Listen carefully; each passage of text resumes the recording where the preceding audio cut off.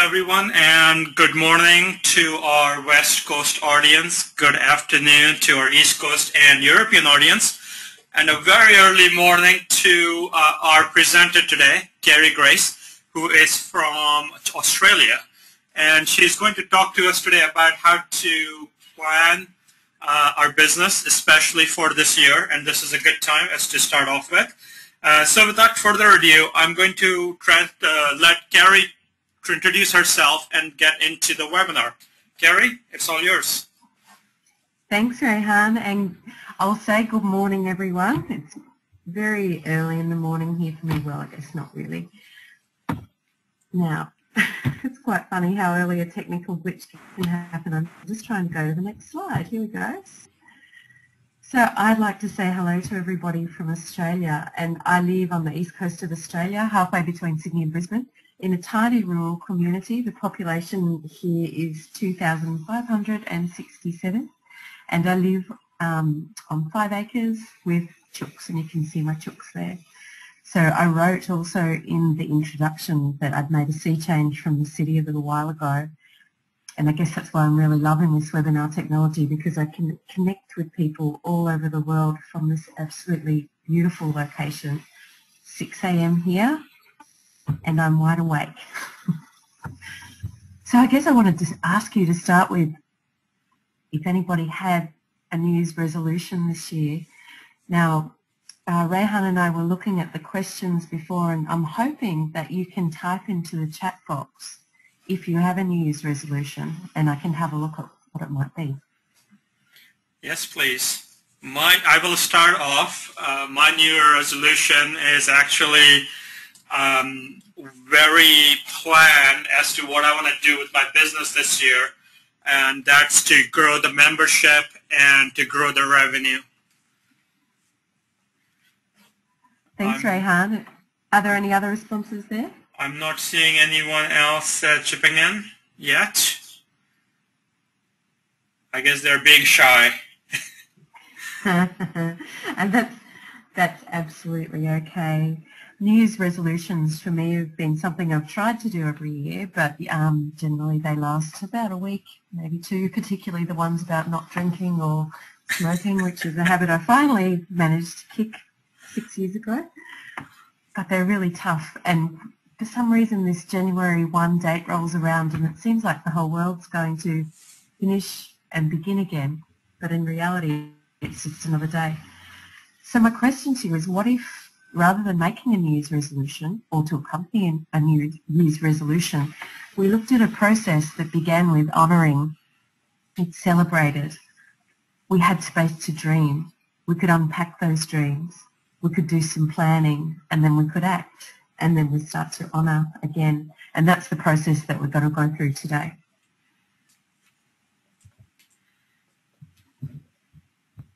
So the first step, and I'm hoping that everybody has a notebook and a pen or something like that that you can write on, because I'd like to invite you to do some activities as we move through the slides today as well. So I don't know if you've heard this word flirning before. It is a made-up word and may look like a spelling mistake, but the whole idea behind flirting is learning from your failure. So how often do we think, oh, well, that didn't work, throw it in the bin, hide it under the carpet, and make sure nobody else can learn or hear from our mistakes? I was just telling Rehan before that I've worked for a lot of not-for-profit organisations through my career as a consultant, and I've seen millions of government dollars wasted and the mistakes hidden, and others can't learn from that. Making mistakes is absolutely fabulous, but the key to that is learning from them. So I'm wondering if you could jot down on your piece of paper just quickly, what's your learning from 2012? What mistakes did you make that you can learn from? And I'll just give you 1 minute.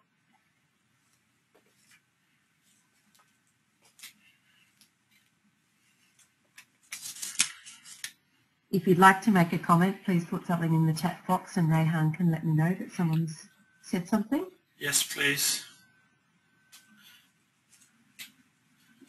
So I guess I could share with you my learning from 2012 was trying to upscale my business far too quickly.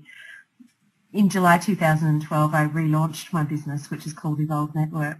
And at that stage, I thought, right, okay, business has existed for nine years at that point. 9 years is great. Let's go. Let's ramp it up. Let's change everything. What's happened in Australia recently is because most of my funding or my income used to be derived by government departments, and those government departments are all broke. So I had to completely change my clients, and I thought that that was going to happen in 5 seconds. Well, guess what? It didn't. And the great thing that I can do now is take that learning that I've had and teach other people about planning and planning things out and being a bit realistic about what's going to happen in the business. So once you've jotted down what it is that your learning from 2012 was, you really need to think about how you can honour your mistakes. How can you take the best thing out of these things that have happened and use them in your benefit? So what I've done to honour these mistakes is made a whole series of webinars, training programs and coaching. And that's important too. So now I move on to the next part, which is celebration. And celebration beyond one, you know, the 10, 9, 8, 7, 6, blah, blah, blah, Happy New Year, bangs, excellent, let's go. Sometimes that's the only celebration that we really see, the only milestone that we really realise within the 12-month period. I believe that celebrating every little milestone is incredibly important. And when I really started to think about this, I realised that there were so many good things that were coming my way that I didn't bother to celebrate because I was too busy moving on to the next great thing. And when we just stay busy like this and forget to celebrate, it's really easy to get lost in what we're doing and feel like we're not achieving anything. So I started making lists of little ways that I can celebrate. And the types of things that are on my list is I'm allowed to go to the movies today, or I'm allowed to spend the day out in the garden, or maybe a vacation, or whatever it is. Just little things that I can celebrate along the way. So what I'm wondering on your piece of paper, if you can write down some ideas about how you might celebrate. How can you celebrate the year that was 2012? And what little things can you do to celebrate your achievements as you move through this year, 2013? So I'll just give you a couple of minutes. And again, if you want to make any comments, please do. So while we are waiting for comments or for them to do it, one of the things with celebration that you mentioned, go to the movies, what I do sometimes in the evening when I'm really tired, I actually would watch a movie. And then after an hour and a half or 2 hours, I will start feeling guilty about it, that I haven't done any work now.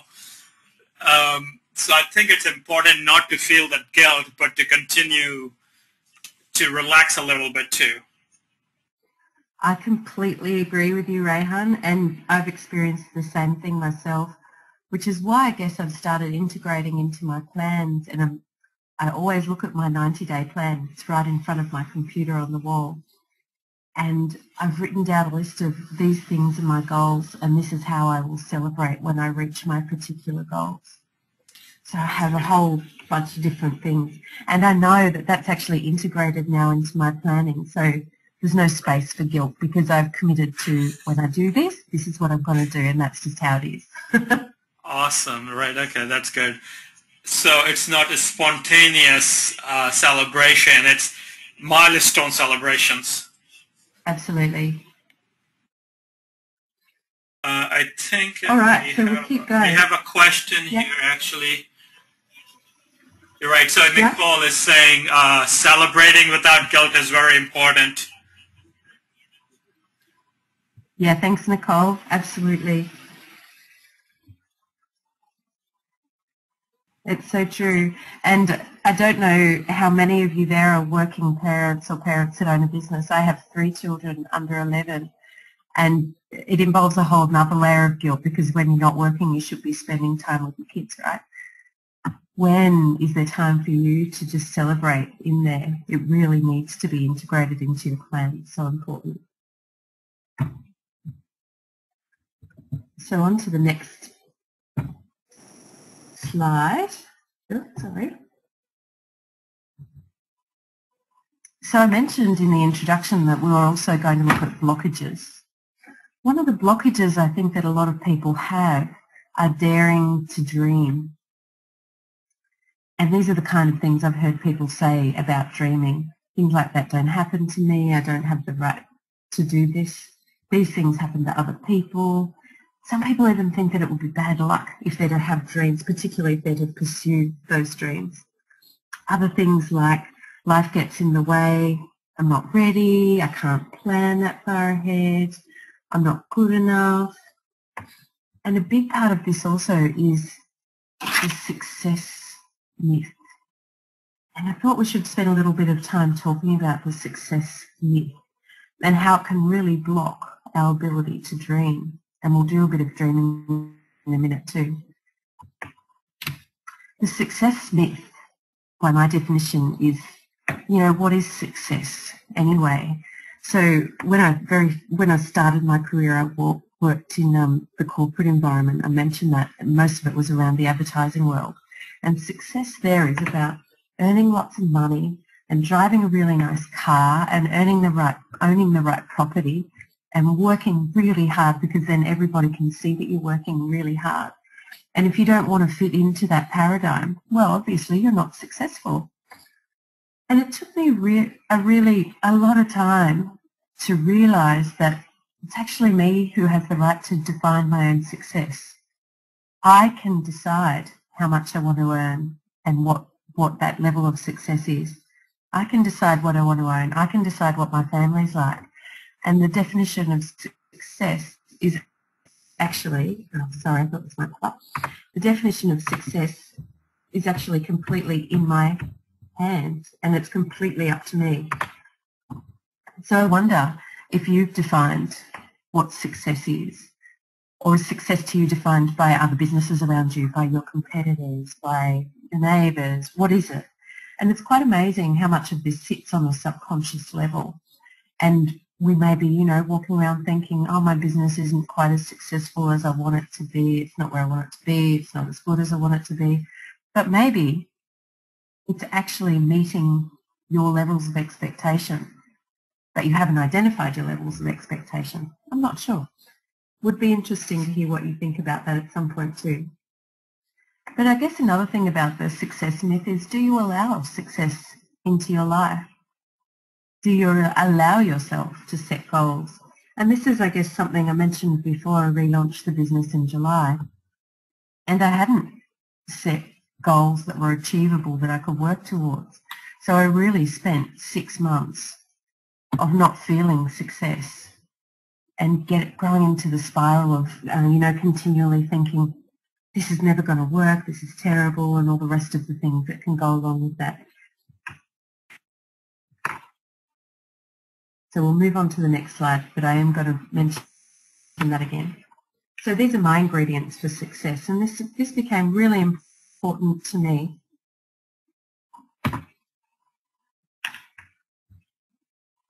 Sorry, I'm just going to check in. Rehan, are you still there? Can you hear me? I can carry. Oh, that's fantastic.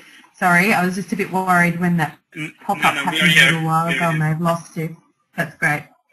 So I don't know if anybody's seen, there's various models that you can use, and if you Google something like the Wheel of Happiness, the Wheel of Health, you'll find different areas that you can use as perhaps a diagnostic tool. I use mine as both a diagnostic tool and a planning tool. So after much soul-searching, planning, writing, journaling, I worked out that these are the things that define my ingredients for success. So to me, health is important, family is important, giving back is important, income is important, and it's really important to realise that as well. Fun's important and creativity are important. So I can check in on each of those points at any particular time and work out how am I travelling in these areas and what goals do I need to set so I feel right, so I can feel successful in all of these areas. So these words will be different for you, but give yourself some time, and I'll give you a minute, to just jot down some ideas off the top of your head about your ingredients for success. What equals success for you?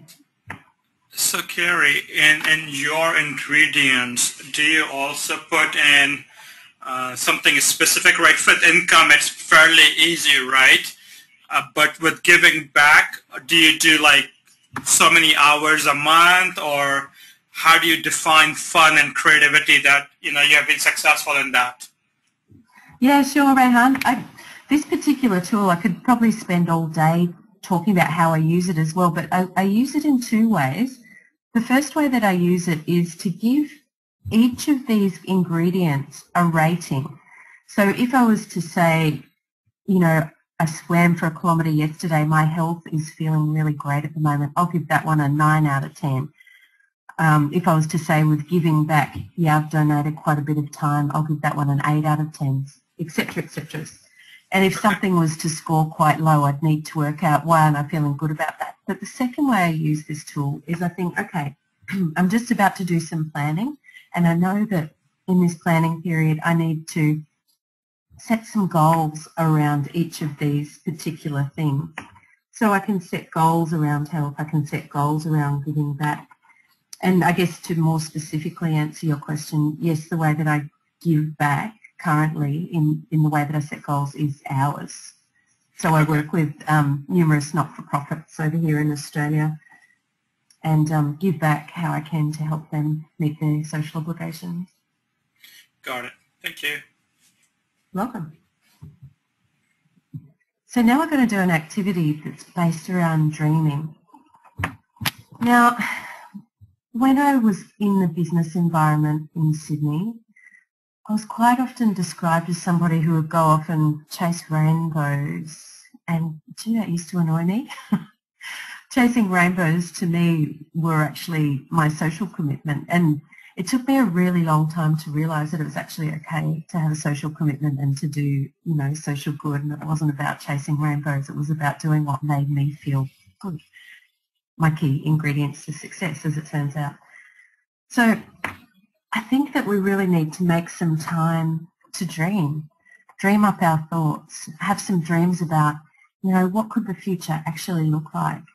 And I think when we're busy, and society certainly conditions us as well to stop dreaming, because that means we've got our head in the cloud. That's not reality, it's not going to happen, etc., and all of that blockage that we looked at before. So we need to make some time to dream, and the time that we need will be different to all of us, but I really think it's something that we need to have in our consciousness, that, something that we really need to do. So I actually made a space of 2 months to dream, which might sound a bit crazy, and yes, I did put my feet on the ground here and there, but I really needed this dreaming space because I had to dream up a whole new business. And what that was working out, how do my previous business elements, how can I combine 12 years of teaching, consultancy work with advertising work? How can I make this all make sense in a business model that I want to be part of, that matches my ingredients for success? How can I do that? So I really need to spend some time dreaming. So again, I just wanted to give you a couple of minutes on your piece of paper to run through this exercise. So let's think about this. You're going to take yourself, I guess, out of your body for a minute, and you meet yourself in a bar.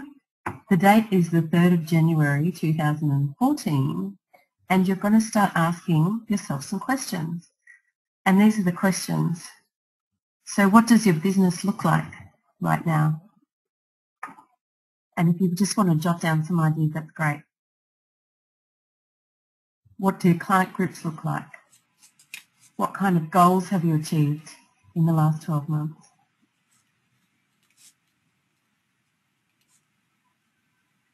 Now, there's those types of questions. Now, what I'd encourage you to do is just write down some ideas about everything that you want from your business, from your life in the next 12 months. Just do a bit of dreaming right now.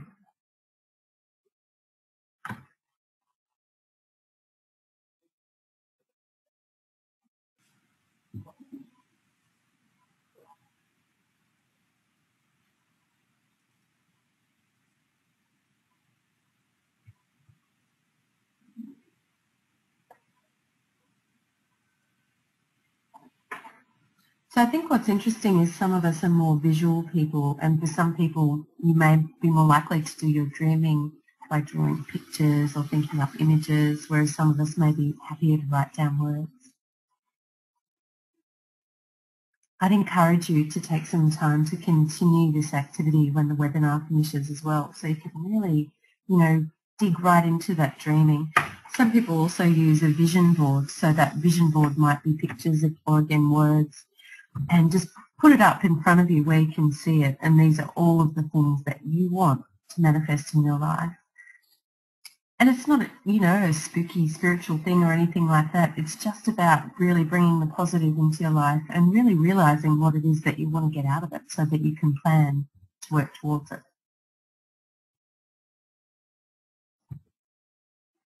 So moving on now, after you've spent your time dreaming, it's time to start unpacking that big picture. So from the things that you wrote down, can you see any themes? Different themes. Are there themes about happiness? Are there themes about family? Are there themes about money? Now I'd just like to give you a couple of minutes to have a think about those themes, to group things together.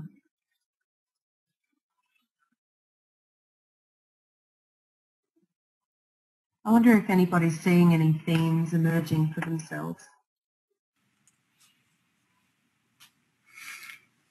I'm not getting anything back, but I think that everybody is jotting down their thoughts right now.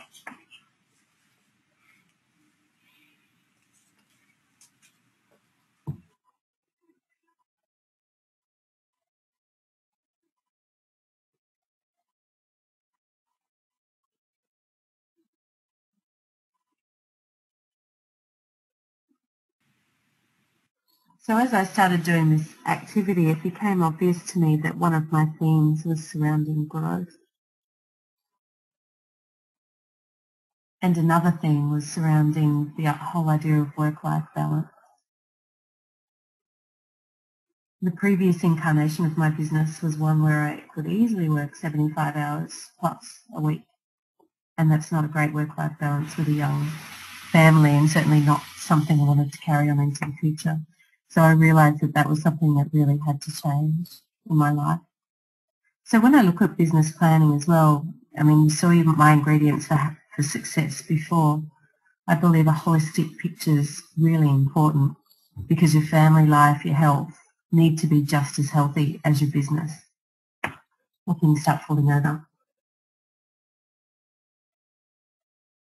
I'll make sure these slides are available to you as well so you can go through these activities again. So after we've unpacked the big picture, started to develop some themes, we need to really do some thinking about what we need to do to make this a reality. How can we make these dreams alive, come to life? Which leads us to blockage number 2. I can't change that.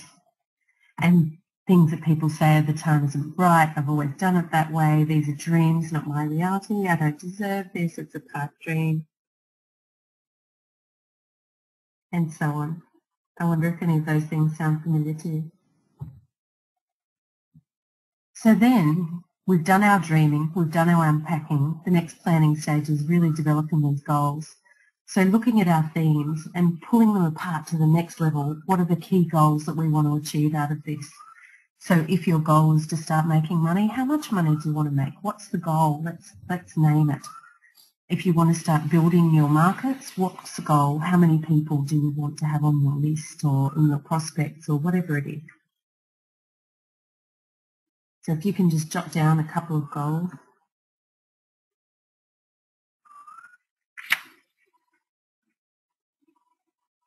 And I'll give you an example of this process in a minute as well.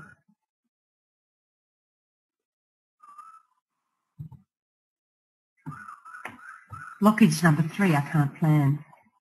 People say things like, didn't you hear me? I don't have time to plan. Planning takes me away from my business. What's the point when these things change anyway? The economy's unstable and I need to roll with the punches, etc., etc. There's so many reasons to not plan, particularly when you're in a small business, you're doing everything, busy, you're tired, you've got family commitments that you need to uphold or friends. it's really hard to find time to plan, but it's also so important. I was actually in a webinar just the other day about planning, and the suggestion was awesome. It was set aside just 2 days, 2 planning days. And I wonder if any of you could look at your diary and in the next couple of weeks block out 2 days for planning, just for planning. Carrie, when you're planning, obviously things happen during the day-to-day firefighting, business issues. How do you put that in your, like you said earlier, you have a 90-day plan, right? Or the 90-day calendar. How do you put the stuff that you haven't planned for, but you build enough flexibility in the plan to deal with that? Yeah, thanks for that question, Rehan. I really think that is about being realistic. So when we're setting our goals, just adding some time for those buffers to happen. But the other side of it is as well, I believe, and I certainly know I do in my practice, we spend a lot of time putting out fires that don't actually exist. And these might be things that seem to be really important, or meetings that feel that they're urgent and critical, but maybe they're actually not. Right. And I wonder, I'd really challenge the attendees on the line and ask them, when was the last time you turned off your phone, your email, your scheduler, your beeper, whatever it is, turn off everything and just sit in the silence? When was the last time that you did that for a period of time, even 10 minutes? Because all of that stuff will wait.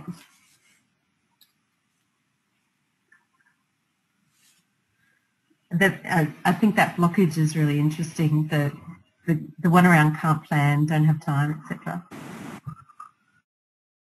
And I really think it's a great challenge to remember why we went into business to start with. And it's quite interesting that quite often the reason we went into business is for freedom, but the business actually becomes a prison in itself. So the next thing we need to look at, and we're just blocking this down into another level, is building strategies. So we have the goals, we know what goals we want to achieve. Now we need to identify what strategies we need to implement to make these goals work. So if our goal is about raising $127,000.63, what strategies are we going to implement to do that? So are we going to sell product A? Are we going to promote product B? What is it? How are we going to go about doing this? So it's time to build some strategies now for your goals.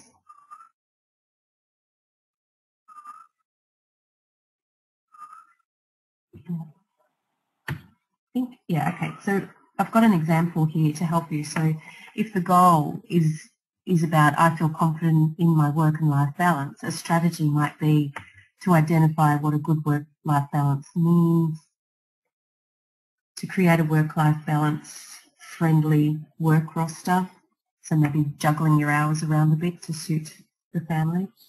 Might be about reflection and spending time on reflection, because maybe your work-life balance is actually quite good, but you're beating yourself up thinking that it's not. Maybe your goal is to feel financially secure, so your strategies might be to understand the meaning of financial security, to address business and personal budgeting, cost cutting through your procurement processes, budgeting, or it might be education. Maybe you need to learn more about financial security. And please throw up any questions about that if you have any.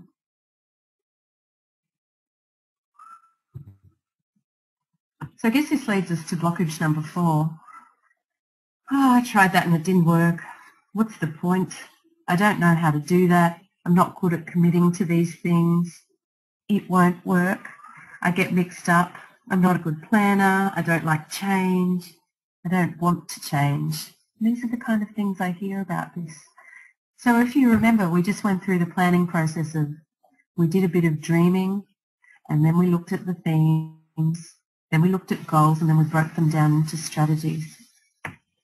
But still people find this to be, such a hard thing to do. And blockage number 4 is something that really sits in there in our history, I've taught business planning in the government education system for 12 years. I wrote my first business plan for my business a month ago. It's a beautiful irony. I just love it. Because my blockage was telling me things like this. I tried it, didn't work. What's the point? That's a great irony there, Carrie. And you know what? You just confirmed what I've always felt about many business consultants.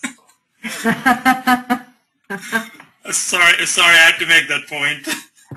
That's true. It's absolutely true. And I also found this amazing one-page business plan tool, which would probably throw the education system on its head because it would lose at least 3 months of the education. But it's a tool that actually works. So now, after we've gone through the planning stages, it's really time to act. So it's all very well and good to have the strategies, but what are you actually going to do? We need to build in some action underneath each strategy. And I think the action space is a space that many business owners sit in. But I think once we've got this plan sitting there as well, you've got a map. So you've got a map for your actions, directions, you know which direction you're heading.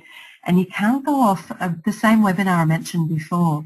Mentioned the term shiny things, and I loved it because entrepreneurs do this. We chase after shiny things quite often. And the shiny things are a new opportunity, a new market, something new that's just about to launch, so another way that we think we might be able to make some money to keep our cash flow going through our businesses. These shiny things can't happen as often when we have a plan. It's interesting, I think, Rehan, you mentioned the fires before, putting out fires. Yes. I think shiny things can create fires as well, because if we're so busy chasing after these shiny things, yeah, it's very hard to focus on our core business. I definitely have a problem. I do have that shiny object syndrome, and I always had that problem. Why, my life is littered with half-finished projects because I always move on to something shinier. But the point I'd like to make about action, I can't stress this enough, how important it is to take action. Planning is all good and well, and yes, you must plan because it will make your life better. But if you don't take action on that plan, you're not going to get anywhere. Oh, that's so right, what you've just said. And I must say, I've been really researching the coaching market and the business coaching market over the last few months. And I find that every now and then I'll see an amazing product and a little trigger will go off in my brain that says, I'm never going to be that amazing.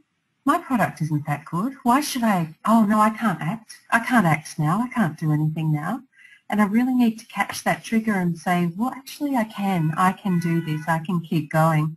So it's quite easy to get caught up in, I've got my nice plan sitting there and not to act. And I've read a lot lately as well about how businesses quite often wait until they have their perfect product developed and ready to go before they launch anything out onto the business, onto the marketplace. And maybe it's actually a great idea to launch something that's almost there so we can apply this learning process. We can learn from our mistakes. We can learn what our customers really want. We can hone in and develop the product and then launch something that's even better than before rather than waiting. I mean, absolutely. The point about the way I started the business last year was I actually didn't know what I was doing. And I would look at my competitors and I will have those blockages you mentioned, right? They are so good. Why do I even bother? And right now, it's like, as you said, just keep trying and keep moving forward. There's a comment here from Anne. She said, she gets underneath it all, it's a fear of rejection and failure. And I think I don't know what your thoughts on that, Gary, is on Anne's comment about fear of rejection and failure. And I agree with it. But if you, in your mind, in my opinion, if you just compete with yourself rather than other people and just improve yourself, I think that's the way you need to look at it. Yeah, I think that's really good. That's a really good thought, Rehan, as well. I like that too, competing with yourself rather than other people in the market. I think, Anne, you're absolutely right. And everybody has this, the fear of rejection and failure. At 5:45 a.m. this morning, I was sitting at my computer thinking, what if they don't like it? What if they don't like me? What if they think my Australian accent sounds weird and they never want to, communicate with me again? But I have to tell that, you might see it as a devil on your shoulder. You might see it as, whatever it is, whatever this voice is, put it in a box. Tell it, thank you. I honour you, the role that you've played in my life, but I don't need to hear you right now. And keep in your mind that everybody has it. Some people refer to this as the imposter syndrome. So when I was 22 years old and I was teaching for the government educator, I was teaching how to run small businesses. And I was teaching people that were usually double my age or more. And quite often I used to think, what right do I have to be standing here teaching these people how to run their businesses? But the reality was that I actually did know. And when I didn't know, I'd go and find out. And I'd be really hungry for this information and to change. So just, I guess, A, go easy on yourself, and B, tell the imposter syndrome sometimes to be quiet. Catch it when it's working. Catch it when you can hear it. And maybe journal about it. Journal about when it comes up. So I guess I've got an example here about bringing things to action, and this is a template that I use for Big Action Plan. So if my goal was around I feel confident in my work and life balance, my strategy might be to identify what good work-life balance means. And by the way, I don't know if a lot of people that spoke about it know what it means, because it's a very challenging thing. So then we need to bring action to that. So the actions that we might include about scheduling time for planning, asking your family about work-life balance and what do they actually expect of you, setting time for weekly reflections, but then also adding a time frame to that, working out who's going to do it, and setting a KPI or a key performance indicator. How do I know when I've actually achieved this? Kerry, with the planning day, is that, do you do that once a year, once a quarter? How does that work? Well, my brand new process that's hot off the press for me, and something I'm finding out that a lot of people use, is once a quarter. Okay. And I find the once a quarter planning it just feels really good, because it's not this big nebulous 12-month plan that just, the 3rd of January 2014 seems like a really long time away. Right. So that if I was to plan that far ahead, it'd give me plenty of time to ignore my goals until December. Absolutely, yes. Okay. So I like the 90-day plan. So this new blockage number 5, that's too much work. I'm a busy person. I haven't got time for that. Planning is taking me away from my business or putting up fires. I can't be bothered to do that, and people have actually told me that.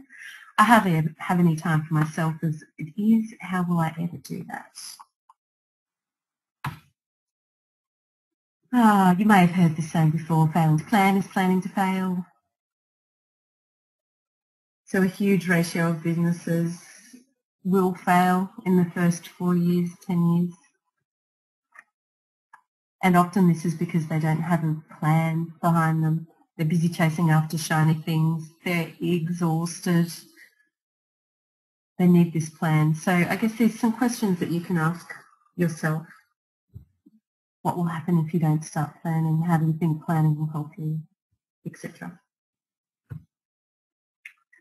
And of course, keeping your plan alive is really important. So I was having a really interesting conversation with someone the other day about, we have so many tools at our disposal these days to schedule.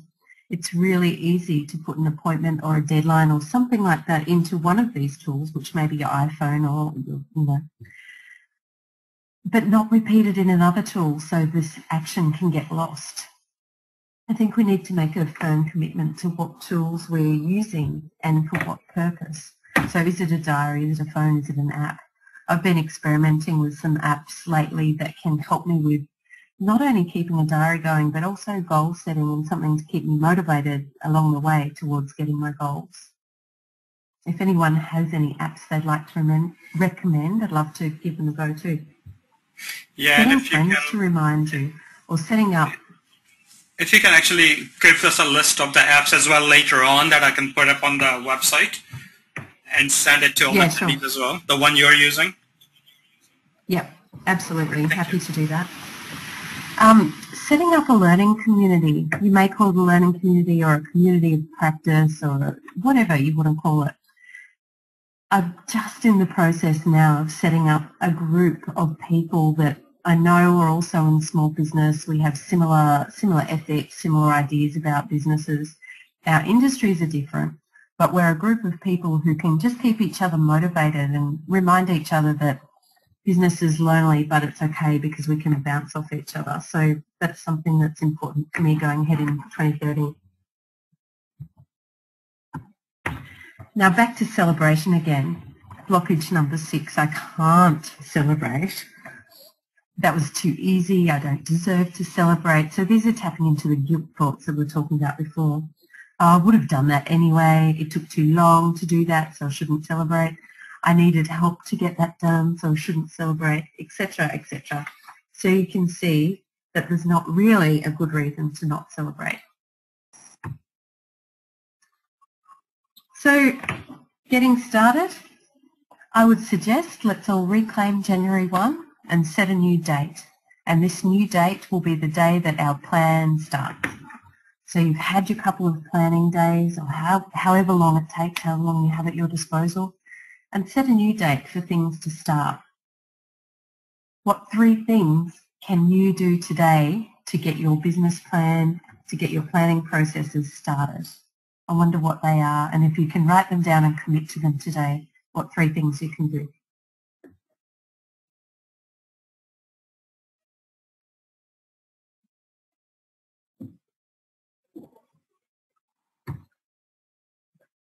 And that brings us to the end of my presentation. So Rehan, over to you. Yes. What I'd like to just everybody, you probably already know this, we have our LinkedIn group, a small business accelerator, which we started in August, middle of August, and right now we have just a little under 12,000 members. So if you are not yet a member of the Small Business Accelerator on LinkedIn, please join us. You can, of course, also connect with us on our Facebook and Twitter. But if you want to attend our future webinars, you can go to smallbusinesscenter.com. Notice that there is no E in the middle here in the end. It's CENTR.com. And our list of our upcoming webinars are all there. So just connect with us and feel free to attend our future webinars there. Back to you, Kerry. Thanks, Rehan. So I just, and thank you, Rehan, for giving me the time to be able to tell everyone about this. Speaking of planning, speaking of processes, what came out for me in my 90-day plan was something that I'm just loving at this point in the year. It's about kickstarting 2013. So I've developed this new program that's all about helping people over an 8-week program to kickstart their year. And what this package includes is it's an hour of planning everything's via telesessions, so we're using GoToWebinar and a workbook as well. So this really looks at honing in on your 90-day plan. What might it look like? Let's do the processes and let's actually make this 90-day plan. It'll include 8 telesessions, so there's one 1-hour session per week. And this session's designed to help you reflect, learn and plan. So we go through these processes of, the honouring, celebrating, and how can we do this? How can we integrate this into our week? There's also a 1-hour telesession to conclude, unlimited email support through the 8 weeks, unlimited access to the telesession recordings, so you can go and listen to the stuff again. And also access to the Evolve Kickstart web space, which is an online learning community. So for you guys today, what I'd like to offer you as an extra special thing is if the first 3 people who register and pay for the program, I'd like to give you a free Blockage Blaster session. So the Blockage Blaster is a 1.5 hour session about really drilling into those blockages and squashing them, working out ways that we can move past the blockages and get into the new year. So this program only costs $129. That's it for the whole thing, everything you can see on the screen. And if you're interested in registering, all you need to do is send me an email to that address, kickstart@evolvenetwork.com.au. And of course, evolvenetwork.com.au is where you can find out more about me and what's going on. And I guess at this point too, I'd really like to thank you all for hanging about, listening to my funny Aussie accent, and wish you all the best for a fantastic, fabulous and productive 2013. Thank you very much, Gary, for that. Your accent is beautiful. Mine's the funny one. While we're waiting for any questions, and if there are any questions, please ask. While we are waiting for the questions, it actually was very helpful for me as well. You know, a few things that I actually want to go back to what you said. First of all, and this is not in any particular order, but the notes that I've taken as we went along, is the how do you pronounce that? Flirting? Learning, yeah. Learning. That, I think, is very, very important, right?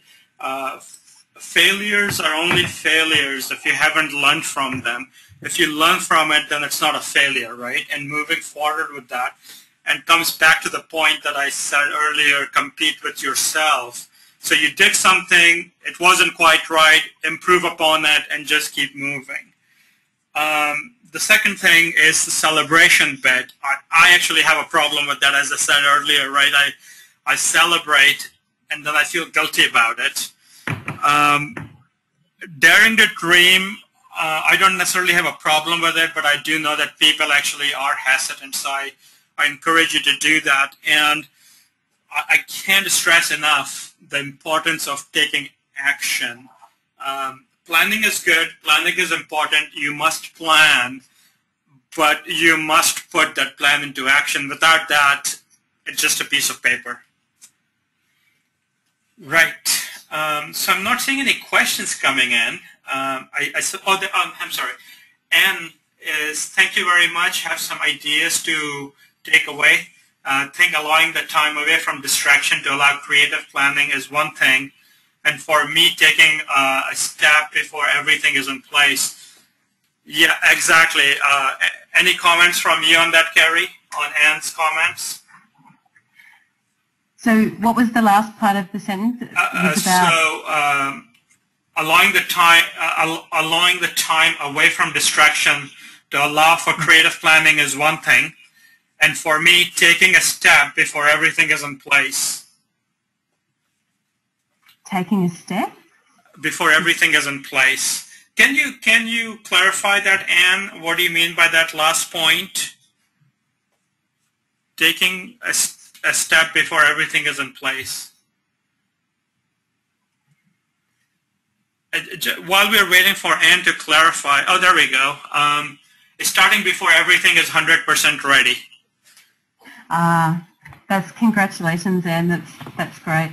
I was just reflecting as well when I decided I was going to commit to being a coach, even though I really had various coaching roles, but I didn't call them that for such a long time.